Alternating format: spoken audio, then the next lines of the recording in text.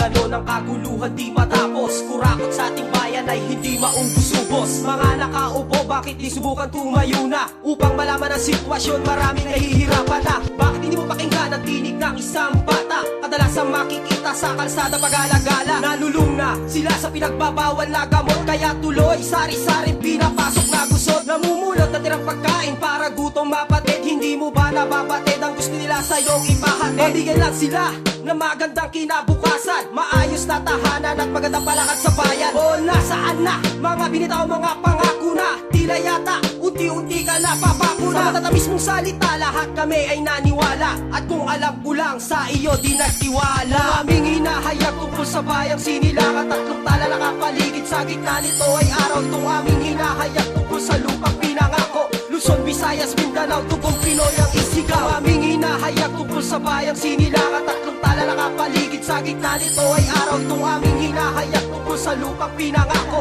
Luzon, Visayas, Mindanao, Tugong Pinoy ang isigaw. Wala ka bang napapansin na pupuna sa ating bayan? Ito ang katanungan na hindi masagutan ng kabataan. Wala na kalayaan, chismisan sa daan, hindi maiiwasan na pakinggan. Ang bawat salita nakakasira sa ating buhay. Wala na bang respeto at wala na bang hiya? Sa bawat krimeng nagaganap, walang ustisya na hahanap. Ladas ng kabataan sa kadiliman naging daan. Kaya hindi maiiwasan na sila'y paglaruan ng kaguluhan sa basilan.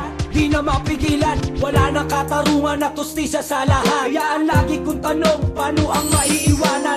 Puro kalupitan na lang ba ang madadalas ng makatang umaawit ng bagong henerasyon?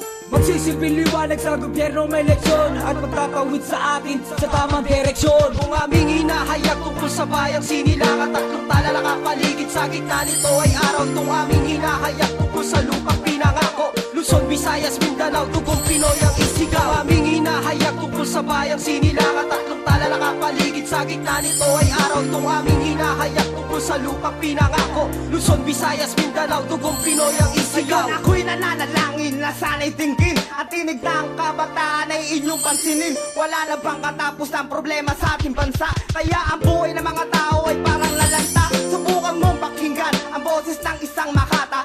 Dito mo makikita ang luha ng oting tala. At sa dami ng problema na ating pinasan, sino pa ba sa atin ang makakaigsan? Kanino ba nararapat ang ating bansa? Sa mayaman o mahirap o sa politika? Isa lang ang katanungan ko sa may kapal, na sana ang paghihirap di na rin magtagal. Dahil ito'y kanta na para lamang sa inyo, para malaman ng lahat kung anong totoo, na siya ang tunay na layunin ng aming kinanta. Dahil ang kanta na ito ay ginawa ng tuka.